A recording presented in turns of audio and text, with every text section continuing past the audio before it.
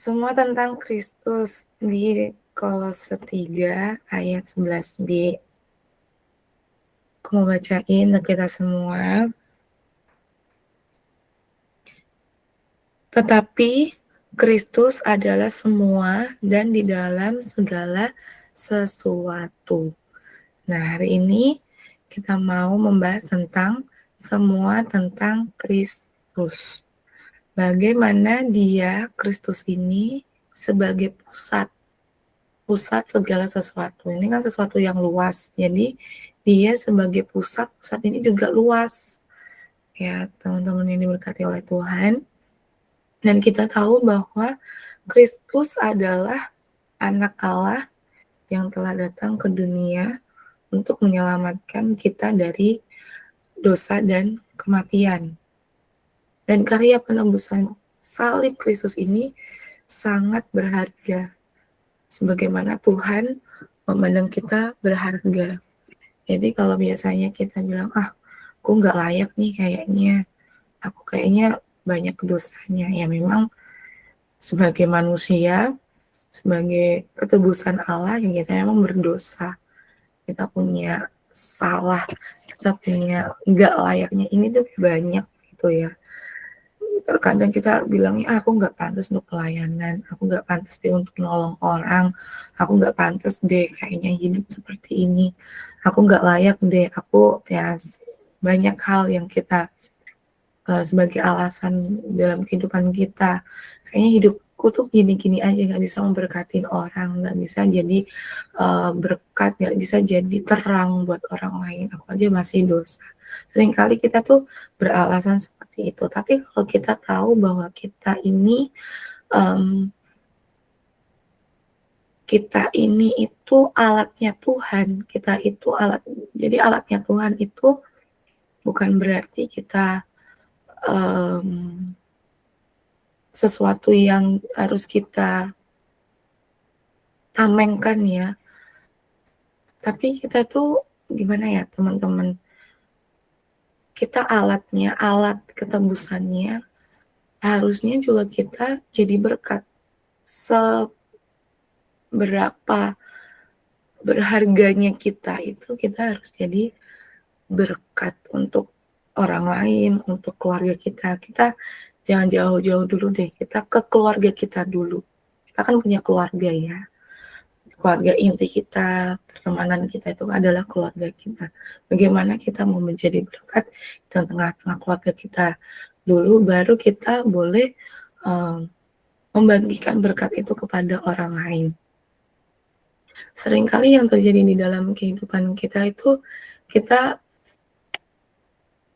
mikirnya tuh terlalu luas, karena kan memang ini semua tentang Tuhan, semua tentang Kristus, tetapi kita lupa bahwa kita punya diri kita terlebih dahulu.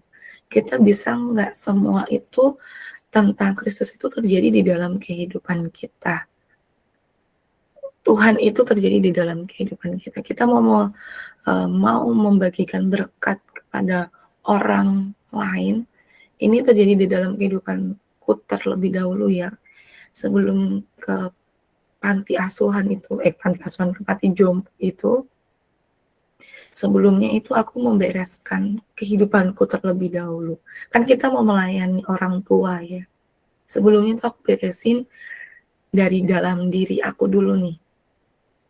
Hubunganku sama orang tuaku bagaimana. Nah, yang nggak punya orang tua ya ini kesempatannya untuk memperbaiki dirinya sama orang tuanya. Nah, kalau aku masih punya orang tua, aku perbaikin dulu tuh, aku setiap hari aku tanyain kabarnya mamaku. Kalau bisa harus telepon, tanya, dengerin ceritanya.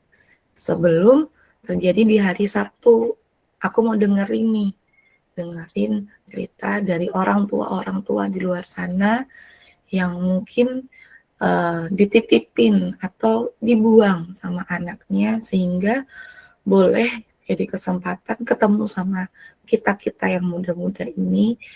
Dan aku pun merasa bahwa aku ketemu sama orang tua aku itu. Jadi kita jadi alatnya Tuhan. Alatnya Tuhan di tengah-tengah keluarga kita, alatnya Tuhan di panti jompo yang Tuhan percayakan kita boleh menjenguk mereka datang. Maksudnya Tuhan itu kirim ya. Kalau kita di posisinya panti itu tuh seperti Tuhan tuh kirim berkat buat mereka. Dan kita sebagai alatnya Tuhan itu juga ingin jadi sesuatu berkat buat si panti ini. Nah, ketika kita sudah merasa bahwa kita itu tuh berharga sama Tuhan, dan Tuhan itu mau kalau kita itu berharga juga di mata Tuhan. Nah, kita tahu bahwa Kristus adalah anak Allah yang telah datang ke dunia untuk menyelamatkan kita dari dosa dan kematian. Jadi, seharusnya karya penebusan salib Kristus itu yang sangat berharga ini, Tuhan pun memandang kita itu berharga. Tetapi seringkali seperti tadi yang sudah aku bilang bahwa kita tuh menganggap kita nggak pantas, kita nggak layak, kita banyak dosa, hidupku tuh kayak gini-gini aja. Padahal kita bisa. Ternyata kita bisa kan membagikan berkat buat panti jompo. Bahkan kita bisa berdoa buat orang-orang tua di sana. Bukan jadi berkat secara material saja, tetapi kita membawa sukacita di sana, kita membawa kita bisa berdoa buat mereka. Itu ada sesuatu karya yang Tuhan telah ciptakan di dalam kehidupan kita. Nah, Kristus kita ambil 3 aja karena sangat luas ya, semua ini tentang Kristus. Kita mau belajar pada pagi hari ini tentang ketiga ini. Kristus yang percaya. Pertama, dia adalah Sang Pencipta. Kolose 1 ayat 15 sampai 16. Siapa mau baca? Kannya? Ada di oke. Aku mau baca 15. Ayat 15. Ia adalah gambar Allah yang tidak kelihatan, yang sulung, lebih utama dari segala yang diciptakan. Ayat 16. Karena di dalam dialah telah diciptakan segala sesuatu yang ada di surga dan yang ada di bumi, yang kelihatan dan yang tidak kelihatan, baik singgasana maupun kerajaan, baik pemerintah maupun penguasa. Segala sesuatu diciptakan oleh Dia dan untuk Dia. Amin. Ia adalah gambar Allah yang tidak kelihatan, yang sulung, lebih utama dari segala yang diciptakan. Di ayat yang ini kan dia bilang, firman Tuhan bilang kan, yang tidak kelihatan. Tetapi ayat yang ke-16 dikatakan, yang kelihatan dan yang tidak kelihatan. Jadi, Kristus ini itu menggambarkan sesuatu yang kelihatan dan yang tidak kelihatan. Orang bisa lihat dia, orang juga bisa lihat dia tidak kelihatan. Ini sesuatu yang membangunkan ya, kalau kita boleh artikan ya. Kelihatan, tidak kelihatan. Dia adalah salah satu bentuk karya yang kelihatan dan tidak kelihatan. Tapi dia juga sang pencipta kita. Nah, Kristus adalah pencipta segala sesuatu yang ada di langit dan ada yang di bumi. Jadi itu sangat luas sekali. Dia itu pencipta segala-galanya. Yang kelihatan, yang tidak kelihatan, itu dia ciptakan. Segede itu Kristus. Setidak masuk akal itu Kristus. Setidak masuk di logika kita itu Kristus. Makanya Kristus itu tidak bisa kita logikain. Kristus itu tidak bisa kita visualin. Kristus itu tidak bisa kita gambarkan. Karena dia yang menciptakan kita. dia ciptain kita, juga dia nyiptain sesuatu yang kelihatan, sesuatu yang tidak kelihatan. Tapi kalau kita mau lebih simpelnya lagi, aku mau visualin dia itu seperti ini. Ya, boleh kalau kita lebih sederhanakan. Tapi sebenarnya yang bahwa Kristus itu besar. Kristus itu yang menciptakan segala-galanya. Kita mau menyelami pikiran dia jauh dari pemikiran kita. Tapi kita mau menyelaraskan pikiran kita dengan pikiran Sang Pencipta kita nih. Nanti di akhirnya kita mau belajar ini. Yang kedua adalah penyelamat. Dia yang nyiptain, dia yang nyelamatin. Wah, bagaimana itu? Nah, itulah Kristus. Segala sesuatu yang tidak bisa kita masukin di otak kita. Dia pencipta, dia penyelamat. Hanya Roh Kudus. Jadi, kita kalau punya Roh Kudus, kita ngerti, bahwa dia pencipta, dia penyelamat. Di Efesus 2 ayat yang ke-8 sampai 9, boleh yang mau membacakannya sebagai sukarela?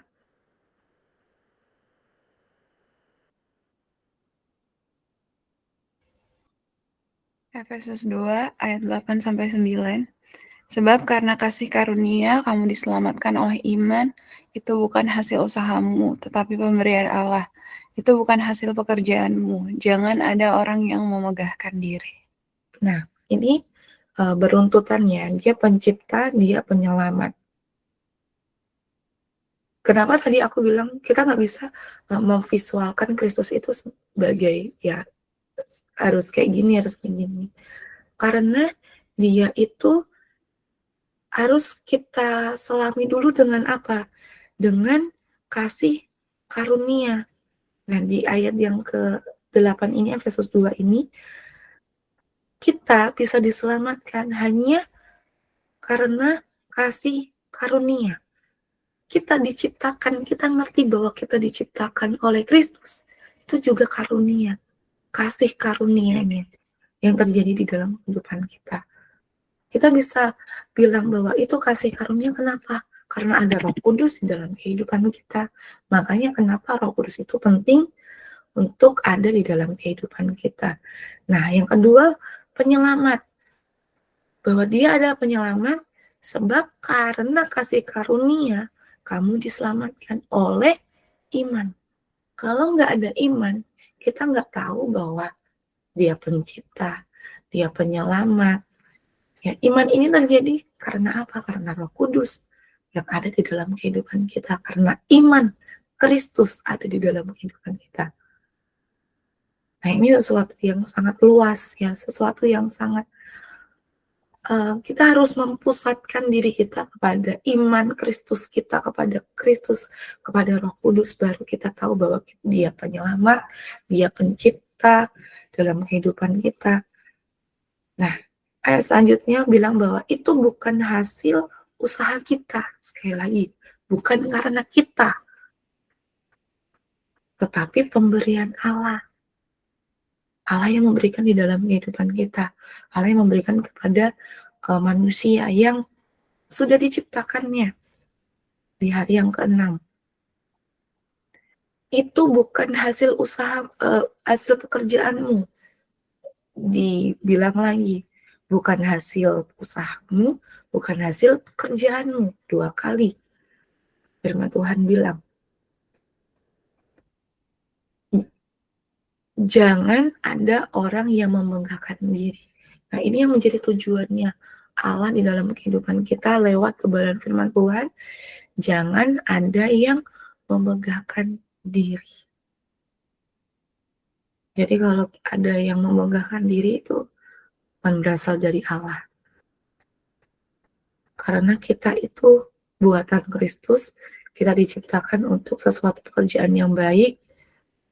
Kita tidak bisa membanggakan diri. Semuanya itu kita sudah mempusatkan diri kita tentang Kristus. Yang ketiga, sumber kehidupan. Kita buka di Yohanes 1 ayat yang ke-4. Boleh sukarelawan selanjutnya. Yohanes 1 ayat 4, dalam Dia ada hidup dan hidup itu adalah terang manusia. Dalam Dia ada hidup dan hidup itu adalah terang manusia. Dia itu kehidupan. Kita bisa hidup karena Kristus hidup di dalam kehidupan kita. Kalau kita merasa bahwa Kristus itu nggak ada di dalam kehidupan kita, berarti Kristus itu nggak hidup dalam kehidupan kita.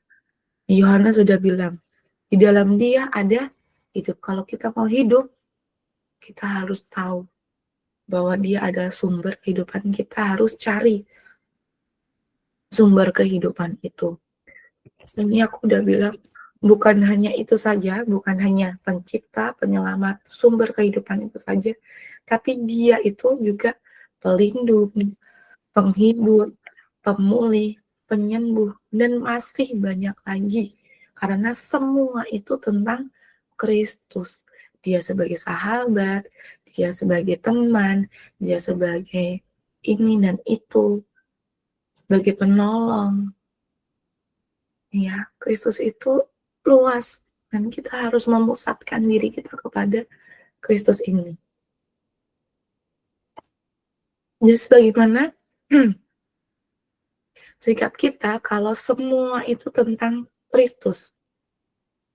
Di Kolose 3 kita kembali lagi di Kolose 3 ayat 1 sampai 4. Kolose 3 ayat 1 sampai 4. Karena itu kalau kamu dibangkitkan bersama dengan Kristus, jadilah perkara yang di atas, di mana Kristus ada, duduk di sebelah kanan Allah. Karena perkara yang di atas, bukan yang di bumi. Ayat 3, sebab kamu telah mati dan hidupmu tersembunyi bersama dengan Kristus di dalam Allah. Apabila Kristus yang adalah hidup kita menyatakan diri kelak, kamu pun akan menyatakan diri bersama dengan Dia dalam kemuliaan. Nah, kalau semuanya itu tentang Kristus, kita tahu dengan iman percaya kita bahwa Dia penyelamat, dengan kasih karunia, dengan iman kita, Roh Kudus yang memimpin kita, membimbing kita kepada iman kita kepada Kristus. Kalau semuanya itu kita sudah tahu, kita pasti yang pertama sikap kita adalah carilah perkara yang di atas. Tadi firman Tuhan sudah dibacakan di ayat yang pertama, karena itu kalau kamu dibangkitkan bersama dengan Kristus, carilah perkara yang di atas, di mana Kristus itu ada. Duduk di sebelah kanan Allah. Kalau kita hidup tahu nih semuanya tentang Kristus, kita juga maka kita harus hidup menjadi atau sebagai manusia baru. Manusia baru bagaimana? Ini nih ya, di Kolose 3 ayat 1 sampai 4 ini. Yang pertama yang harus kita lakukan adalah sikap kita ya, kita cari perkara-perkara yang di atas. Kita mendekatkan diri dengan Tuhan. Perkara-perkara yang di atas itu apa aja? Nah, seperti kita tahu bahwa hidup kita di bumi ini kan hanya sementara. Perkara-perkara yang di atas, kita baca firman Tuhan, kita bangun mezbah kita kepada Tuhan, kita mengkoneksikan diri kita dengan Tuhan, Sang Pencipta kita kalau kita sudah tahu ya. Dan semuanya tentang Kristus ini, kembali lagi di dalam kehidupan kita, kita mau mempusatkan diri kita kepada Kristus. Carilah perkara-perkara yang di atas. Bagaimana kita mencari duit ya. Kita aja hidup di dunia ini, kita mau cari duit, kita aja ada effortnya, ada usahanya. Bagaimana kita mau mencari perkara-perkara yang ada di atas. Tentang surga ini. Tentang rohani ini. Kita juga mau ada effortnya sedikit. Seperti pada pagi hari ini. Kita mau cari perkara yang di atas. Ikut komsel, ikut before breakfast ini, kita membangun mesbah kita kepada Tuhan. Pagi-pagi kita bangun. Ketika aku ikut before breakfast awalnya jam 6 banget ya, apalagi hari Sabtu ya, gitu.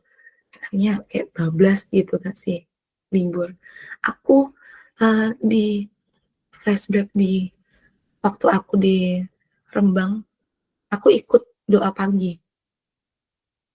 dari hari Senin sampai hari Jumat. Itu jam 4:30. Nah, aku memposisikan diri aku itu seperti itu. Aku kayak ada di Rembang nih, ikut Piston ya, tapi jam 6 ya. Jam 6 itu udah siang ya kalau di Rembang itu. Tapi kalau di sana tuh pagi-pagi buta emang lah ya di desa, di vintage. Dan ya kita harus pagi-pagi mencari Tuhan, mencari kebenaran. Carilah perkara yang di atas sini, bukan yang di bumi. Meskipun kita masih di bumi ya, kita aja effort banget nyari perkara yang di bumi, kita juga harus lebih effort lagi kita mencari perkara-perkara yang di atas. Yang kedua adalah pikirkanlah perkara yang di atas. Kita udah nyari nih, kita bukan hanya berhenti dicari, udah dapat, udah nggak kita pikirkan. Tapi sikap kita yang kedua adalah pikirkanlah perkara yang di atas. Kita udah cari, kita mau pikirkan. Kalau kita sudah kita cari, kita dapat, kita pikirkan perkara-perkara yang di atas. Hal-hal yang berkaitan dengan kehidupan rohani. Kita merenungkan firman Tuhan. Kita bukan hanya baca aja, tapi kita renungkan. Kita bawa di pikiran kita. Pikiran kita jangan diisi dengan ya overthinking itu, keadaan-keadaan di dunia ini, kekhawatiran kita di dunia ini. Kita coba kita pikirkan tentang kebenaran firman Tuhan, perkara-perkara yang di atas ya, yang berkaitan dengan sesuatu yang kekal, sesuatu yang abadi yang terjadi di dalam kehidupan kita. Yang ketiga adalah pengharapan akan kemuliaan. Nah, teman-teman tahu kan, aku di Jakarta ngekos di Jakarta itu enggak apa ya? Aku renung-renung kan ya. Aku ngekos di Jalan Sukasari, daerah Harapan Mulia. Wah, harapan yang penuh dengan kemuliaan. Aku percaya ya, aku ditempatin di sini itu menjadi terangnya Kristus. Harapan mulia. Ada pengharapan, ada kemuliaan. Nah, sesuatu yang kita harapkan itu sesuatu yang mulia. Pengharapan akan kemuliaan ini sesuatu yang jarang orang pikirkan, orang harapkan kan. Paling orang tuh mengharapkan punya masa depan yang indah, punya harapan yang cemerlang, masa depan yang indah. Tapi itu jarang sekali orang itu aku temui punya harapan yang mulia, pengharapan akan kemuliaan, kehidupan yang kekal. Jarang banget. Yang orang yang jarang-jarang ini itu adalah orang-orang yang mikirin perkara-perkara yang di atas.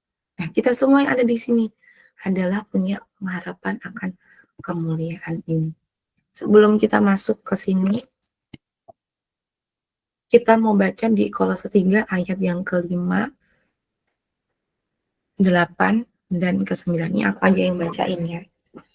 Ayat yang ke-5, bagaimana kita mau cari perkara yang di atas, pikirkan perkara yang di atas, dan kita punya pengharapan akan kemuliaan ini, itu bagaimana? Di ayat yang ke-5, karena itu matikanlah dalam dirimu segala sesuatu yang duniawi, yaitu percabulan, kenajisan, hawa nafsu, nafsu jahat, dan keserakahan yang sama dengan penyembahan berhala. Kalau kita mau cari perkara yang di atas, memikirkan perkara yang di atas, kita punya pengharapan akan kemuliaan, kita matiin dulu Kalau minggu lalu kita udah bilang kan, kita sudah share kan tentang keakuannya kita. Kita matiin dulu ya segala sesuatu tentang keduniawian kita. Percabulan, nah ini di luar kita lah ya. Kenajisan, hawa nafsu ini ya mungkin kita masih tinggal di sini nih. Hawa nafsu tentang kedagingan kita ya, nafsu jahat, keserakahan. Ya mungkin kita di sini ada serakah tentang soal makanan ya. Ini juga nih terjadi dalam kehidupan saya sendiri ya. Kalau lihat makanan aja langsung wah nafsunya tinggi ya, harus bisa makan semuanya ini. Nah, yang sama dengan penyembahan berhala. Wow, luar biasa. Aku bacain nih yang ayat yang ke-6. Semuanya itu mendatangkan murka Allah malah atas orang-orang durhaka. Ayat yang ke-7, dahulu kamu juga melakukan hal-hal itu ketika kamu hidup di dalamnya. Dahulu. Tetapi sekarang, puji Tuhan. Tapi sekarang, buanglah. Kita membuang semuanya itu. Buanglah. Kita tahu ya, kalau kita membuang segala sesuatunya, tahu ya tempatnya ya, buang di tempat sampah. Jangan di tempat-tempat lain, buang di tempatnya, di tempat sampah. Buanglah semuanya itu, yaitu marah, geram, kejahatan, fitnah, dan kata-kata kotor yang keluar dari mulutmu. Dan yang ke-9, jangan lagi kamu saling mendustai. Ya, tidak ada dusta di antara kita. Karena kamu telah menanggalkan manusia lama serta kelakuannya. Kalau kita mau menanggalkan manusianya, jangan manusianya aja, kelakuannya juga kita buang. Kita tanggalkan dalam nama Yesus. Dan telah mengenakan, aku lanjutin aja ya, dan telah mengenakan manusia baru yang terus-menerus diperbaharui. Bukan segala sesuatunya dengan instan, tapi diperbaharui. Ada pembaharuan budi kita.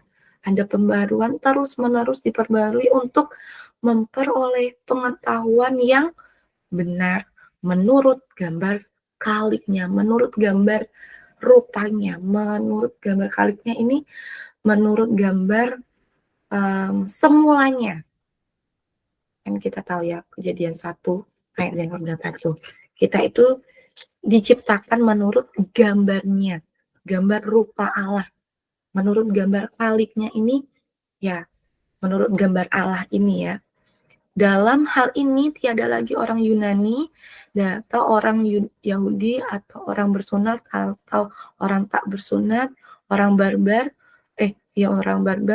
orang skit, budak atau orang merdeka, tetapi Kristus adalah semua dan di dalam segala sesuatu. Kita lompat. Kita mau menutup before breakfast ini dengan ayat penutup, tetapi aku yakin bahwa ini adalah ayat pembuka di hari ini. Di Kolose 3 ayat yang ke-17 yaitu, dan segala sesuatu yang kamu lakukan dengan perkataan dan perbuatan, lakukanlah semuanya itu dalam nama Tuhan Yesus, sambil mengucap syukur oleh Dia kepada Allah Bapa kita. Sikap kita tadi, kita mau cari perkara-perkara yang di atas, kita pikirkan perkara yang di atas, kita punya pengharapan akan kemuliaan itu. Bagaimana caranya kita seperti itu ya, kita memikirkan, kita cari, kita pikirkan, kita punya pengharapan kemuliaan itu. Kita mematikan hal-hal duniawi, menanggalkan hal-hal duniawi, yaitu diperbaharui secara terus-menerus, diperbaharui untuk pengetahuan yang benar. Seperti pada pagi hari ini kita diperbaharui dari sehari ke sehari. Namanya juga terus-menerus ya. Tapi ya kita harus meningkat pembaharuan budi kita, pembaharuan sesuatu pengetahuan yang benar kita itu harus step by step, harus mempunyai tingkatan demi tingkatan. Untuk kita mencari perkara-perkara yang di atas, seperti ini, mencari perkara di atas, kita pikirkan, kita punya pengharapan akan kemuliaan itu.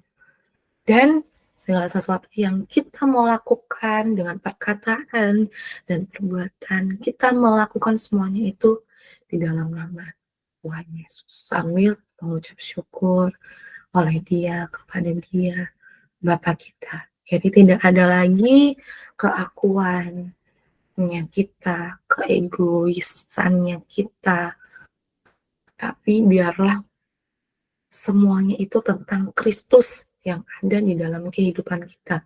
Kita menjadi berkat, kita berharga di mata Tuhan. Ya, kita juga akan berkarya karena Tuhan sudah berkarya lewat kehidupan kita. Kita jadi alatnya Tuhan, alat yang sudah hasil karyanya kita, hasil karya Tuhan. Kita mau berkarya. Kita mau menyalurkan berkaryanya kita itu kepada orang lain. Seperti kita sudah dikaryain Tuhan sedemikian rupa, kita mau menjadi berkat kepada orang lain, kepada keluarga kita, kepada sesama kita, di sekitar kita. Ini loh, aku karyanya Tuhan. Bukannya akunya lagi, tapi Tuhan yang ada di dalam kehidupan kita. Puji Tuhan, demikian sharing firman Tuhan pada pagi hari ini. Terima kasih. Tuhan Yesus memberkati.